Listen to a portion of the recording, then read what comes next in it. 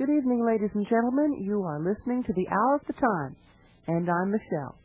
I will be your host for this program and for as many subsequent programs as it takes to complete the coverage of the material I'm going to begin with you tonight. Over the past few years, I've had the great opportunity to meet many of you on the field, to talk to you on the phone, to get to know you a little better, and without question, the most often requested information that has been presented to me is the request for training about the underground resistance movement and what we on the field can do and should be thinking about with regard to preserving our family life, protecting our liberties. And so we're going to be looking tonight at the basic training handbook of the American Underground. You will probably want to have pencil and paper handy, or if possible, roll audio cassette tape on these programs, because the information will be very valuable to you. I would preface this presentation with the remarks that you do not approach material like this from the perspective of looking for specific strategies or tactics. Rather, you look for broad principles that can be applied or modified to fit a variety of circumstances and conditions. There's no way that you can predict accurately, ever, exactly what your condition or circumstance may be, and this is the benefit that we have from studying history, or studying strategy, or studying tactics, is to find the broad, applicable principles. The material I will be reviewing with you this evening is somewhat dated, and, of course, we approach material like this with the understanding that we are not anti-government. Our government is the Constitution for the United States of America, and this we support to our last breath. How that government is being manipulated or distorted or twisted or destroyed is another story entirely. But we are not anti-government. You may find some of the language in this handbook that we will be reviewing perhaps a little inflammatory, but again, I request that you look at this from the perspective of principle, realize the material is somewhat dated, and look for what you can use and apply. So we'll take a little break here, and then we'll jump into the material and be ready with pencil and paper. Lord, where is our freedom? When will our hope begin? Lord, what of the promise you made? When will it come? We have waited for the time, for the truth to live, when justice will shine. Too long those hands of greed held on and made us bleed. When will your people breathe? Lord, will it come?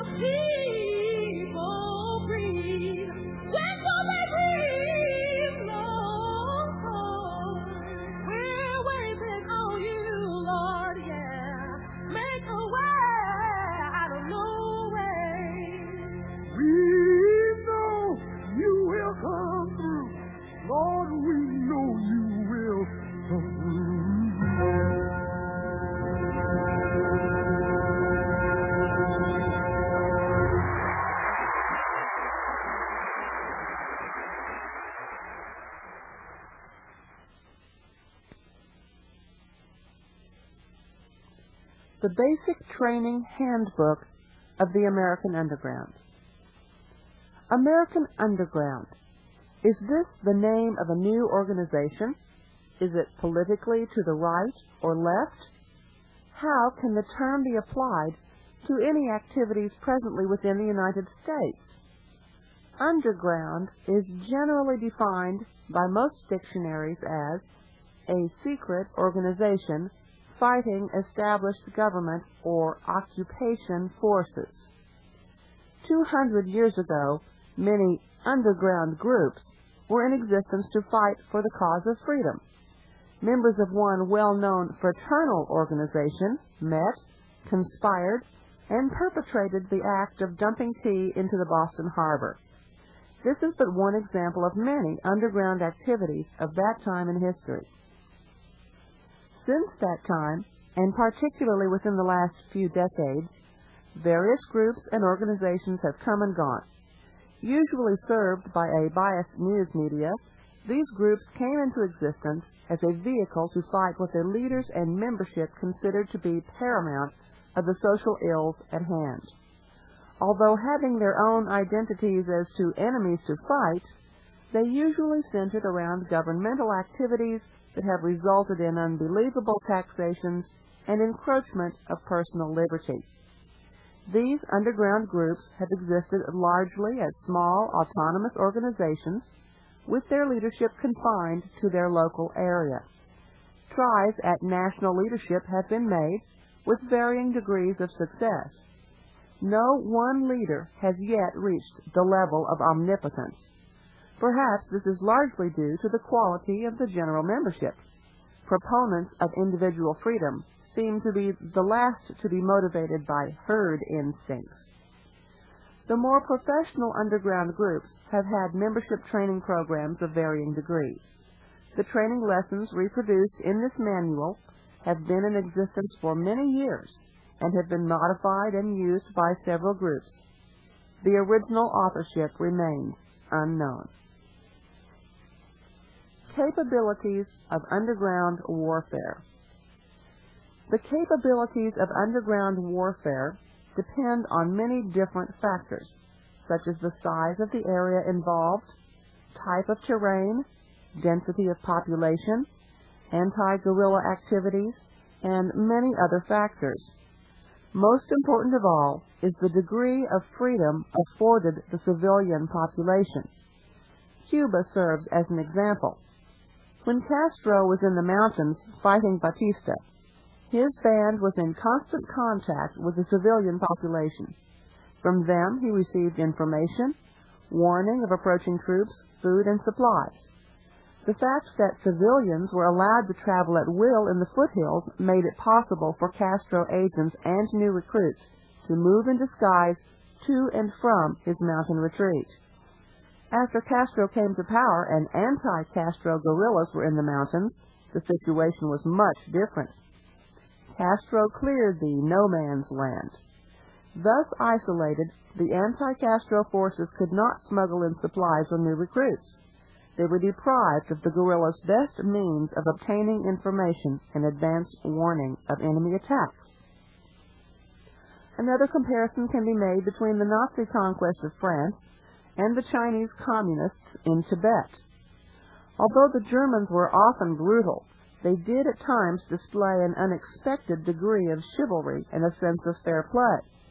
One of the three principal leaders of the French underground was arrested, but he was not executed. Later, he escaped and made his way to England. After being re-equipped, he parachuted back into France and directed guerrilla forces for 2 more years, which resulted in widespread sabotage and untold damage to the German war effort. During all of this time, the guerrilla leader's family lived in France in comparative comfort and safety. The Germans knew who this man was.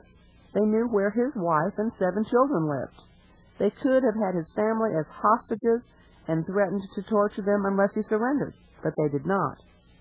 Compare this with the communist treatment of civilians in Tibet, Africa, and Southeast Asia. After the communist conquest of Tibet, families were systematically broken up and separated. Adults over 50 were killed or turned out to starve. Children under 15 were shipped to China for communist indoctrination. Married couples were separated. Most men were castrated to make them docile and then sent to slave labor camps. Women were systematically impregnated to start raising a new generation of half-Chinese, half-Tibetan communists. Under conditions such as we have described in France, underground warfare is not only possible, but almost certain. Under conditions as they now exist in Tibet, guerrilla warfare is almost impossible. If the United States ever falls victim to communism, either from within or from without, we must expect treatment as befits our role as the major deterrent to the communist goal of world conquest. Whether such conditions are imposed on our people quickly or slowly probably depends on whether we fight it out or surrender meekly. Sooner or later, the results will be the same. This does not mean that guerrilla warfare against the communist regime in the United States is impossible. It simply means that we must start making our plans and preparations without delay. It means also that we must fight to the death, if necessary, to prevent communist conquest.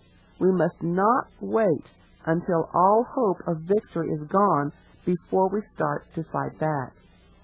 We are facing a determined and crafty enemy. He has thrown away the rules of decency and fair play. He has written an entirely new book of rules. He has written into it every dirty trick and below-the-belt blow that he can think of. If we fail to adopt his set of rules, then we are beaten before we start. In our present situation, we have no other choice but to use every one of the enemy's tricks, plus a few new ones of our own. Given reasonable conditions of environment and sufficient advanced preparation, guerrillas can inflict extreme damage on an enemy and can ultimately lead to the defeat of forces far more numerous and better equipped than themselves. The examples are numerous.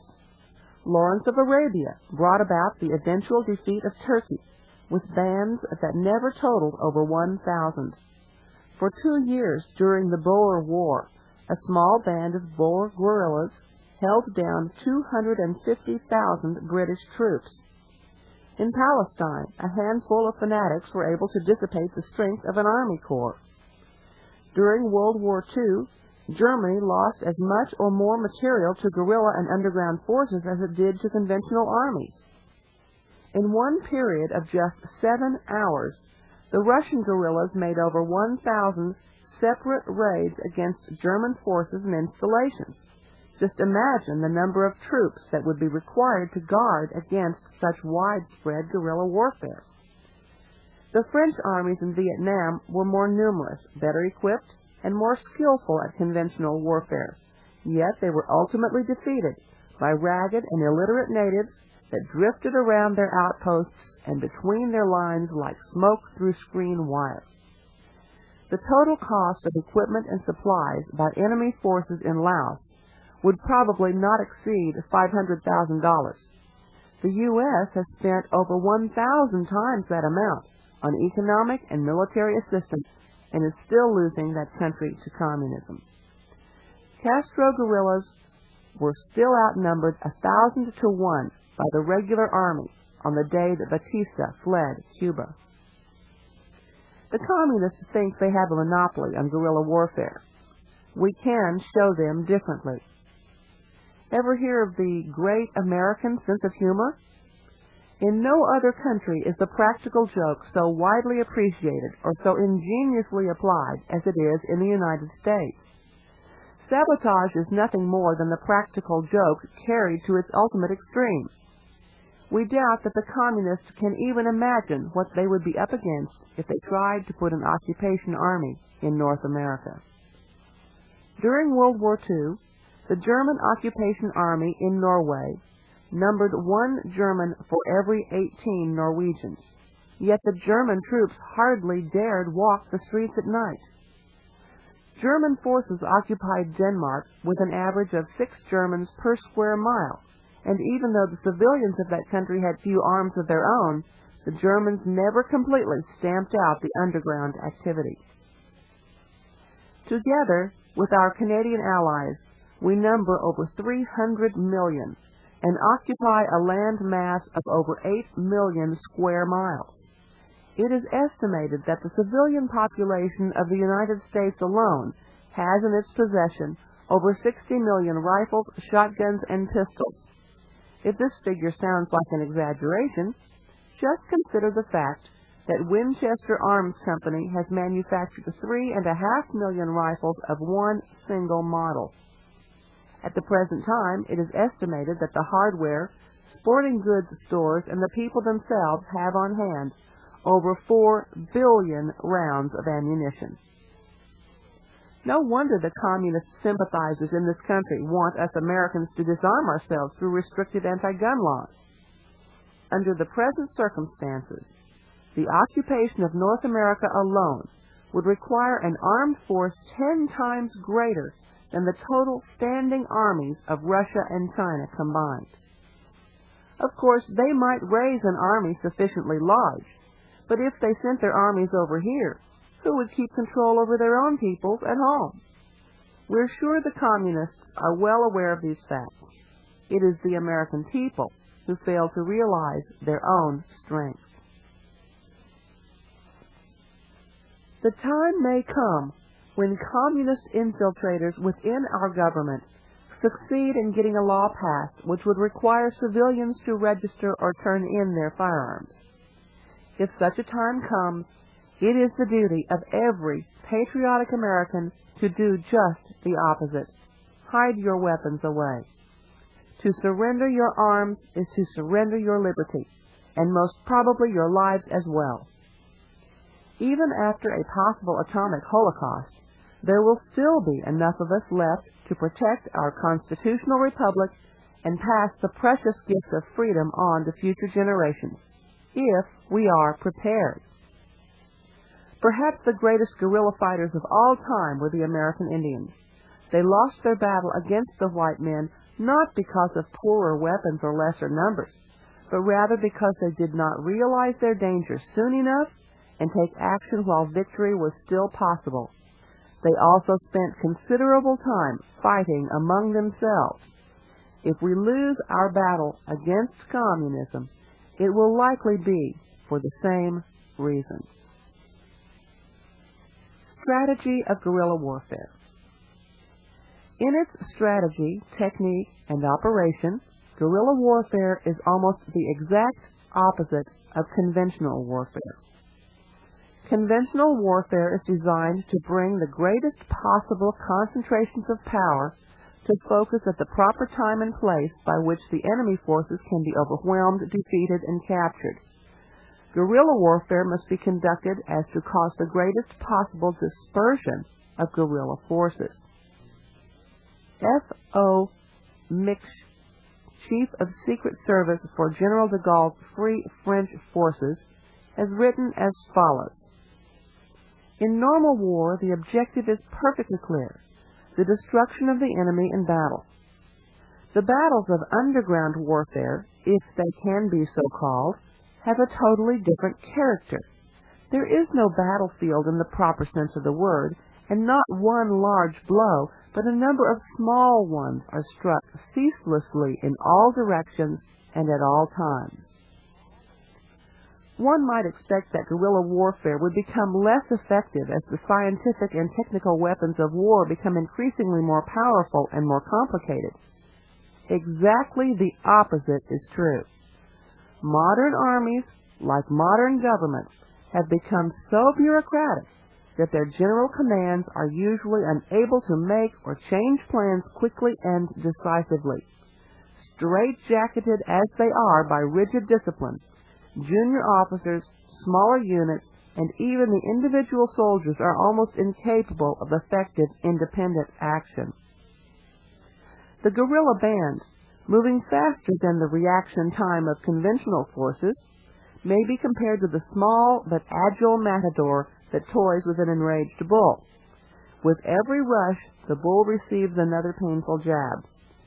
Charging wildly here and there, the bull soon dissipates its strength and is at last exhausted and beaten, just waiting for the coup de grace.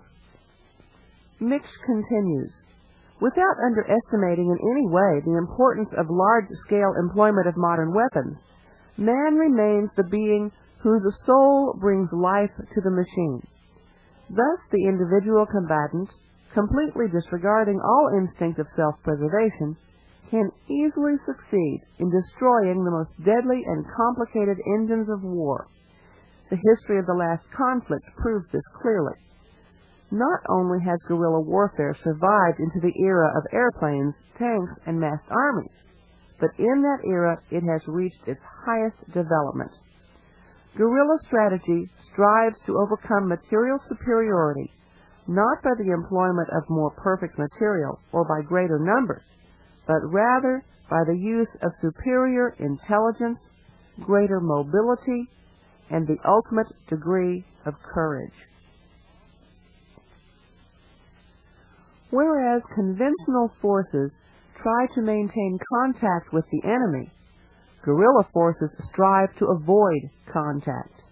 The essential strategy of guerrilla warfare is said to be the art of constantly escaping from the enemy. Guerrilla bands never seek to hold or occupy territory, not even their own hideout if it should be discovered. Their very existence, even without contact, causes the enemy to expend his energies to guard against them, and thus constantly drains the enemy forces of their strength. Instead of driving enemy columns away, the guerrillas strive to constantly lure them farther and farther from their source of supply. Instead of cutting off the enemy outposts' supplies entirely, thus forcing them to retreat, the guerrillas allow short rations to reach such outposts so as to keep them there. The longer they stay, the weaker and more depressed they become. A regular soldier can occupy only the territory within range of his gun. Without a definite target, he is helpless. Thus, a cardinal part of guerrilla strategy is to deny the enemy definite targets. This is not to imply that guerrilla warfare is easy. Just the contrary, it requires an ultimate in skill, cunning, and physical endurance. The matador need make only one mistake, and he ends up on the bull's horns. There are 5 conditions essential to successful guerrilla warfare. 1. The guerrillas must be intimately acquainted with the area in which they are fighting. 2. They must have plenty of space in which to maneuver. 3.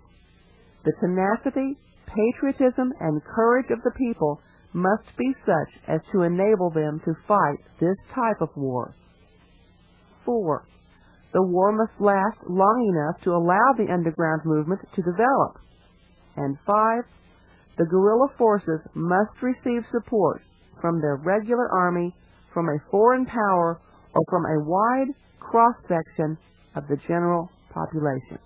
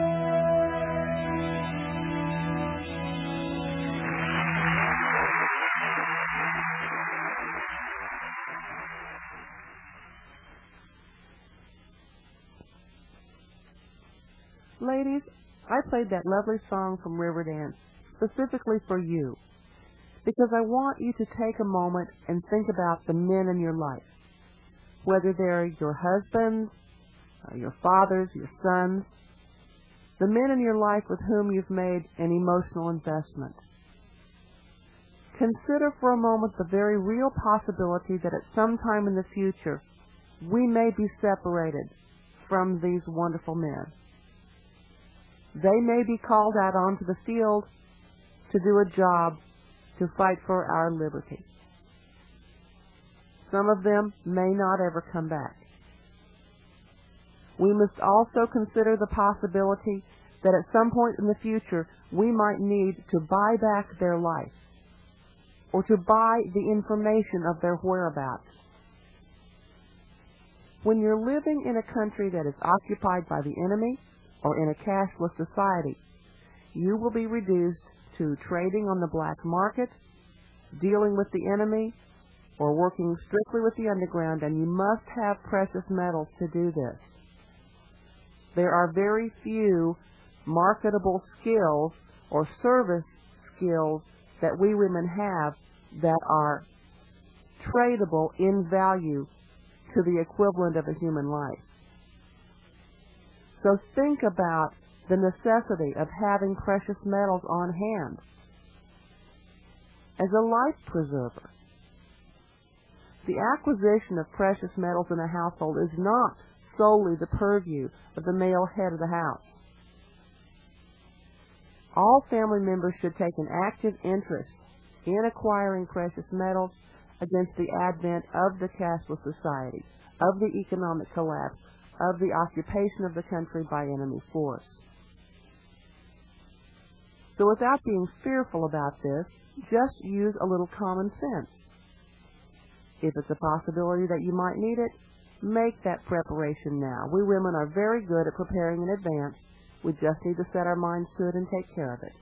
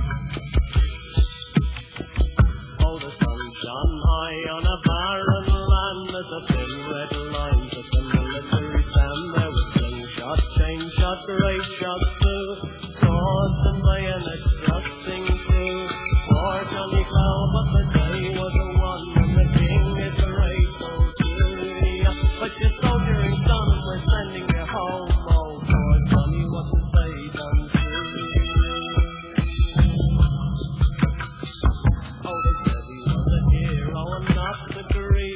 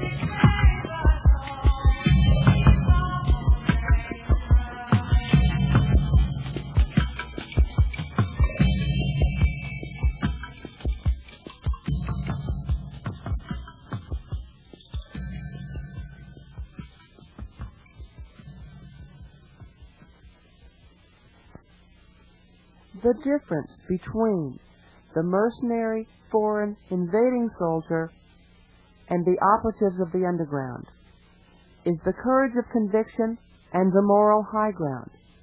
These two factors are far greater motivators and will result in victory. Underground movements engage in 5 separate but overlapping activities. 1. Intelligence, which involves gathering information about the enemy, passing such information on to friendly military forces, use of such information in planning the most effective means of sabotage and guerrilla activities, and misdirecting and confusing enemy forces by planting false or misleading information. 2. Security. This involves protecting the identity of underground personnel and their families, keeping secret the location, movements, and plans of guerrilla bands, keeping secret the location of guerrilla headquarters, alternate hideouts, and supply depots, protecting the identity of civilians or individual members of the enemy population that are friendly to underground forces, protecting the location of friendly military forces that the underground members may have knowledge of, and maintaining secrecy of communications.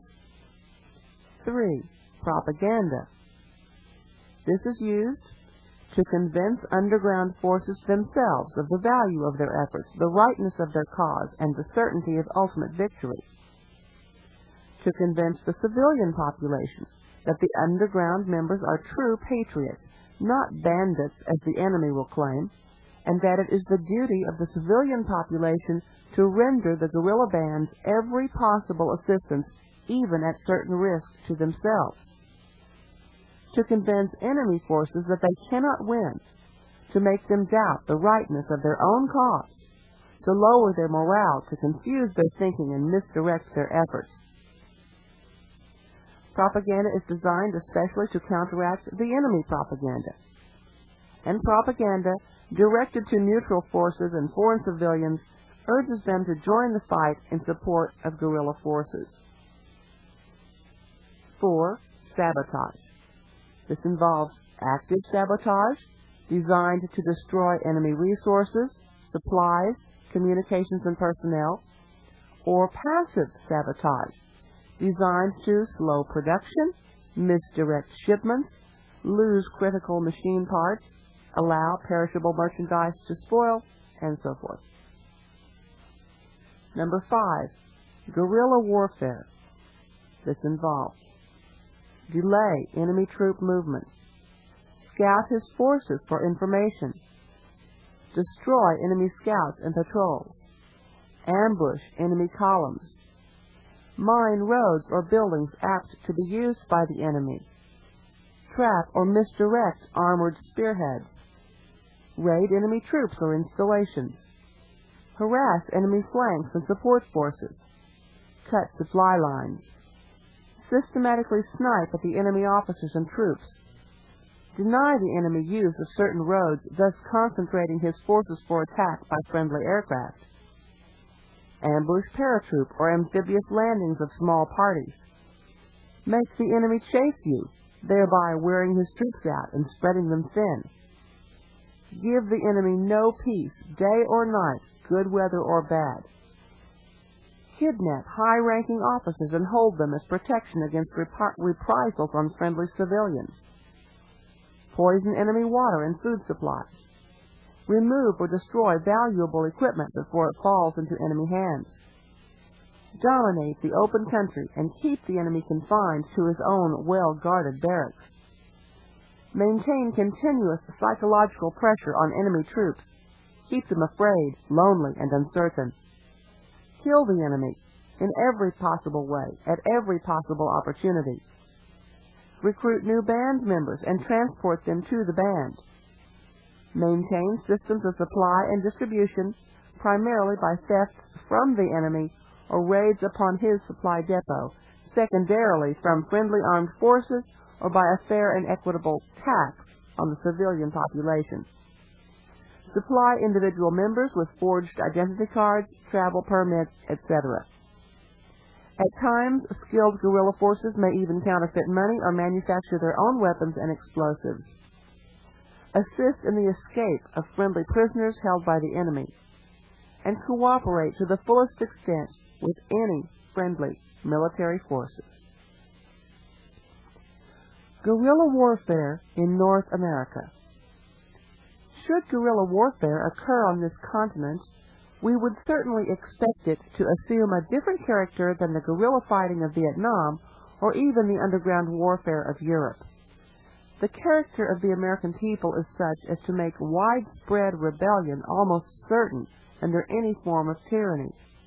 Even among many free nations of Europe, the carrying of identity papers has long been accepted as an unavoidable nuisance.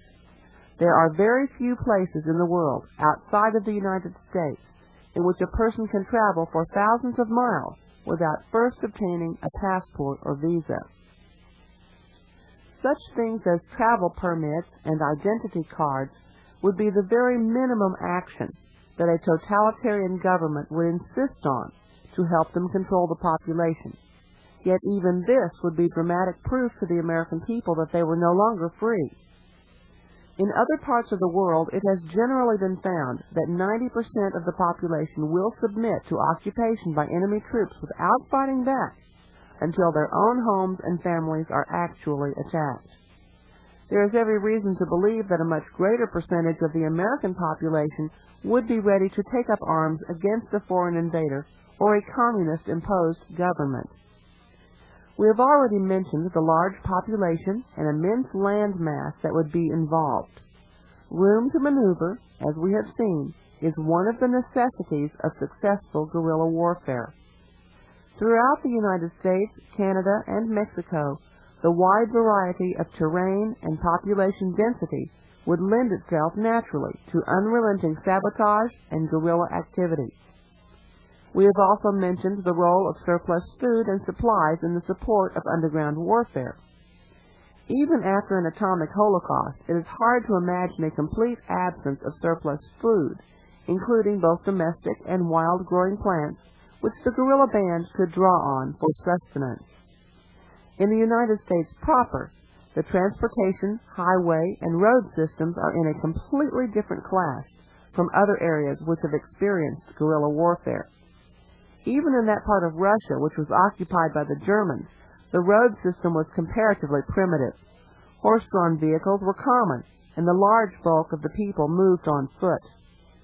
Guerrilla bands in other parts of the world have successfully moved themselves and materials by foot over jungle trails and through mountainous ravines.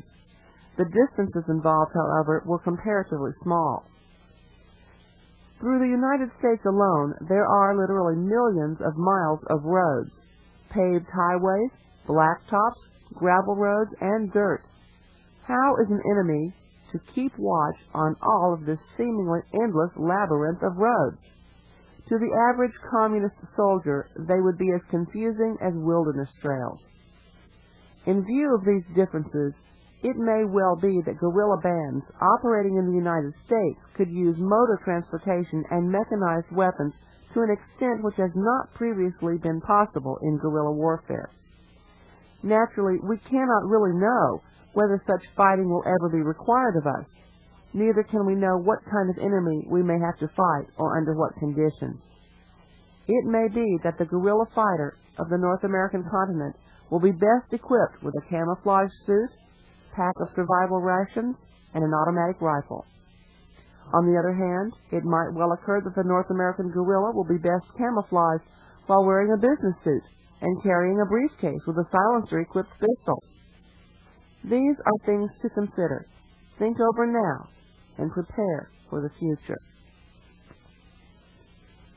Underground Training Program. It would be a mistake to think that our enemies have one set plan for world conquest. They are maintaining many continuous attacks on many fronts at the same time: military, political, and psychological, both internal and external. They are continuously probing for weak spots in the defenses of the free world. During the past 30 years, so many openings have been left to them by the stupidity and collusion of Western leaders that they have been able to advance almost at will. There is little we can do to change this situation at this time. Rather than deplete our limited resources on futile attempts to do so, we must concentrate on building a workable, anti-communist underground army based on realities rather than wishful thinking, and organized on the tried and proven principles of underground warfare. The communists have many, many years of experience in suppressing anti-communist guerrilla activity. If we are to fight them successfully, if we are to hold out until the final victory of freedom over tyranny, then our underground army is going to have to be the most skillful and the most dedicated that the world has ever known. There is only one kind of member that can qualify for such an army, the very best. This will require intensive training and practice. There is no shortcut to perfection. By drawing on the talents of several of our more experienced members, we think we now have a training program that can develop that kind of an underground army. In this program, 4 different types of training will be involved: printed material, tape recordings, pictures, slides, charts, and so forth sold or loaned to bands or individuals, actual experience, on-the-job training by doing assignments, and training maneuvers. Due to the difficulty of keeping large training meetings secret, such sessions should be held only for small select groups that have already completed sufficient preliminary training by other means. Phase 1. Intelligence, Security, and Propaganda. Phase 1 of this training program is designed to give our members basic knowledge and practice in intelligence, security, and propaganda. This first phase is basic preparation for advanced training in these 3 important activities, which will be dealt with in greater detail further on in the training program. Intelligence. Guerrilla warfare, as we customarily think of it, cannot succeed unless it is supported by a well-developed underground, comprising all the essential functions of intelligence, security, propaganda, communication, supply, medical services, and so forth. Of all of these, intelligence is the most important. Let's consider one example. Suppose you picked up a telephone book, opened it up to any page at random, closed your eyes, and put your finger to one name. Now suppose you read that name for the first time and said to yourself, "Sometime in the next 30 days I'm going to kill this man." Consider the situation. One man, picked at random, is marked for death.